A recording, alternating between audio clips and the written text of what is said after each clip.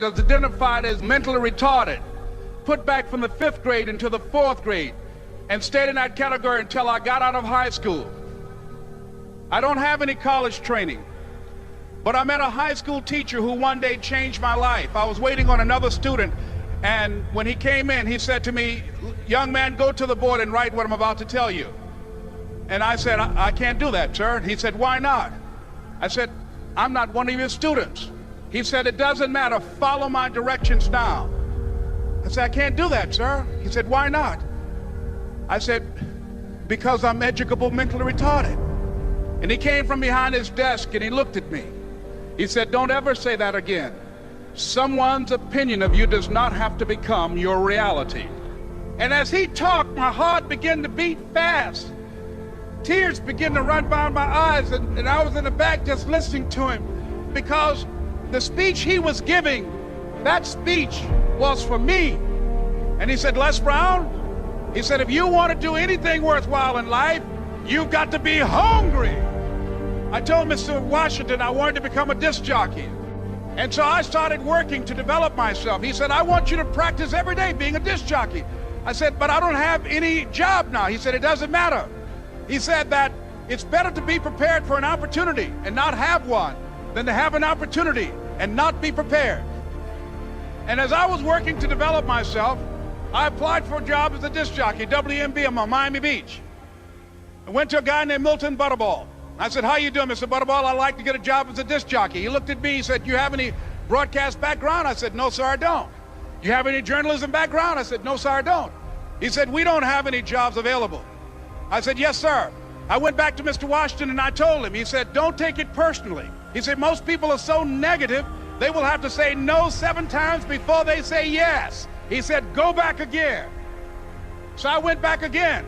I said, "How you doing, Mr. Butterball? My name is Les Brown." He said, "I know what your name is. What do you want?" I said, "I'd like to know whether or not you have any jobs for disc jockey, sir." He said, "Didn't I just tell you yesterday we didn't have any jobs?" I said, "Yes, sir, but I know whether or not somebody got laid off or somebody was fired, sir." He said, "No one was laid off or fired. Now get on out of here." I came back the next day like I was seeing him for the first time. I said, "Hello, Mr. Butterball, how are you?" He looked at me with rage. He said, "Go get me some coffee." I said, "Yes, sir." And I went to get him some coffee. After a while, I would get their lunch and dinner, and I would go in the control rooms and take the disc jockeys their food, and I would not leave until they would ask me to leave. One Saturday afternoon, while I was at the radio station, a guy named Rock was drinking while he was on the air. I was the only one there, looking at him through the control room windows, walking back and forth, young, ready, and hungry. Pretty soon the phone rang, and it was the general manager. And I answered the phone. I said, "Hello?" He said, "Les, this is Mr. Klein." I said, "I know." He said, "Rock can't finish his program." I said, "I know." He said, "Would you call one of the other DJs in?" I said, "Yes, sir." I hung the phone up. I said, "Now he must think I'm crazy." I called my mom and my girlfriend, Cassandra. I said, "Y'all turn up the radio and come out on the front porch. I'm about to come on the air." I waited for about 20 minutes, and I called him back. I said, "Mr. Klein, I can't find nobody." He said, "Young boy, do you know how to work the controls?" I said, "Yes, sir." He said, "Go in there and don't say nothing here." I said, "Yes, sir." I couldn't wait to get behind those controls. I put on an old Stevie Wonder record called Fingertips.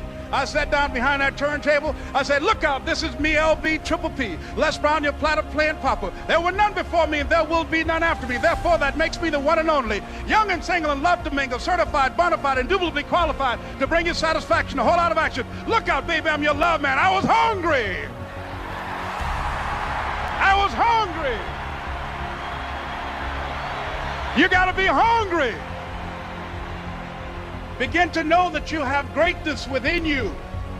And if just one of you here begin to envision yourselves as being blessed and highly favored to reach your goals, if just one of you capture the essence of what that means, that you have greatness within you and a responsibility to manifest that greatness, that you can make your parents proud, you can make your school proud, you can touch millions of people's lives And the world will never be the same again because you came this way. It was hard, ladies and gentlemen, coming to speak to people. And I was facing financial difficulties in my own life. I was behind on my bills and my dreams, and I'm saying to them, you can live your dream. It was hard, ladies and gentlemen. It was very difficult to pick myself up each day believing that I could do it. There were times that I doubted myself. I used to ask myself, can I do this? And something said within me, you're the one. Don't give up on your dream. By continuing to push forward, by continuing to run toward my dream, that one day I would have my own talk show. It's a long shot, ladies and gentlemen, from Liberty City, an abandoned building on a floor, never knowing my mother or father. It's a long shot. Being here with you today in this dome in Atlanta, it's a long shot. No college training, labeled educable, mentally retarded, but I kept running toward my dream. Don't stop. Don't stop running toward your dream.